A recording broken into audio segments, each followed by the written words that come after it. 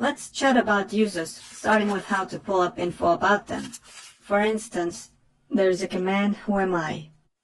This one will show us the user's login name. Then there's the command groups. It gives us a list of the groups that the current user belongs to. The ID command will dish out even more info, like the login name, the UID, which is the user ID number, the primary group, and a list of additional groups along with their corresponding numbers. Let's switch to a different user. Say we have a user named salesguy on this machine. We use the su command, which is short for switch user. You just put the user's login name we want to switch to, hit enter. Then you enter the password. You probably noticed that the password doesn't show up as you type it. But don't worry, just type it in, hit enter.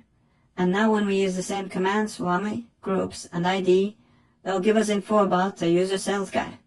If you want to switch back to your previous user, IT guy, just type exit to return. Now, if you run the su command without specifying a username, and instead use the prefix sudo, which stands for superuser you can switch to root mode. So, when you type sudo su and hit enter, it'll ask you for a password, and this command kicks you into root mode. The command whoami will now tell you that you're root, and the ID command will return matching info too. You might also notice that in root mode, the command prompt looks a bit different. Whether it's highlighted or not can vary from one machine to another. That last symbol, the hashtag, tells you that you're in super user mode. If you see a $sign at the end of the prompt, that means you're logged in as a regular user. Type exit to get back to your user IT guy. So why is being in root mode useful? Here's an example. Let's try running the command apt install zip. This command is supposed to install the zip package because apt is the package manager, install is the action to take, and zip is the package name.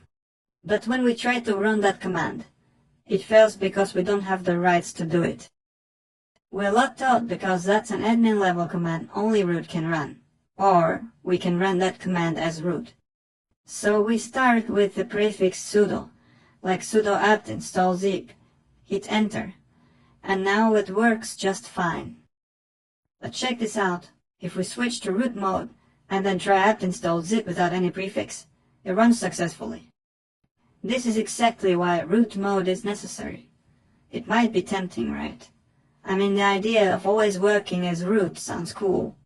But don't let seduce you because it's actually a security risk, and generally in Linux it's a no-no to always operate as root. And I'd say it's even a bit more than that. In Linux, there's this widely accepted practice. You work based on the minimal necessary permissions needed to accomplish your current task. Let me illustrate with a simple example. Imagine we're working on a project in a team. We get programmers, sysadmins, and other IT guys. So, as a programmer, I might approach an admin asking for access to a server. A good admin would probably ask me what exactly I want to do on that server. I might say something like, I need to fix the config file, check the logs, update the code, and so on. A good admin will grant me permission specifically for those tasks, because in Linux, it's customary to work with only the minimum permissions needed for the job at hand. So, just because I need access to the server doesn't mean I should automatically get root access. That's why it's not a good idea to get carried away using the root user all the time in Linux. Although I have to mention this topic can stir up some debates, as there are always admins and sysadmins who'll say they've been using the root user for ages without any issues at all. But those kinds of discussions just reinforce the general rule that's widely accepted. Especially when you're just starting to get familiar with Linux, I'd absolutely advise against working as a root user all the time. Now let's check out the info about the current user. The commands that brought this info up for us.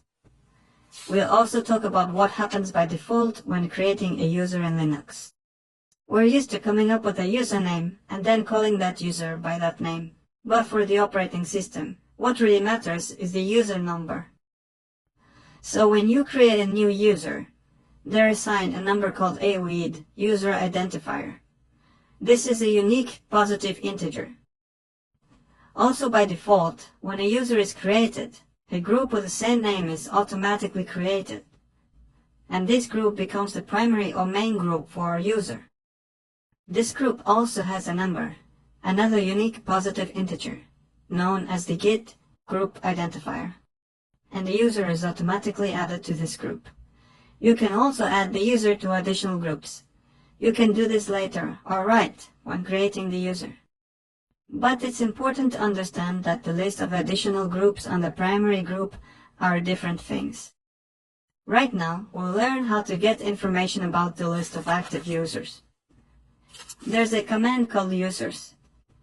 It shows the list of usernames of the users currently working on our machine. Then there's the w command, which displays this info in a more detailed table format, and also the who command. Right now, all three commands have shown us that we have just one active user, IT guy. Now let's perform a remote SSH connection to our server with a different user. Let's open the PuTTY program and get ready to connect. We'll type in the username, then @ and server IP address. Use port 22 and connect using the SSH protocol. Then we click on the open button. After that, we confirm the connection and type in the password, and boom, we're in the server. Now, let's go back to the PuTTY terminal and run those same commands again, and guess what? We'll see there are already 2 logged in users, 2 active sessions. The IT guy user is joined by our new user, outgoing HR, on whose behalf we just logged in using PuTTY program. We can switch back to the main window of the virtual machine, run those commands again, users or w or who, and we'll notice that there's now info about that extra user as well. So basically, these commands give us the rundown of all the users connected to our machine.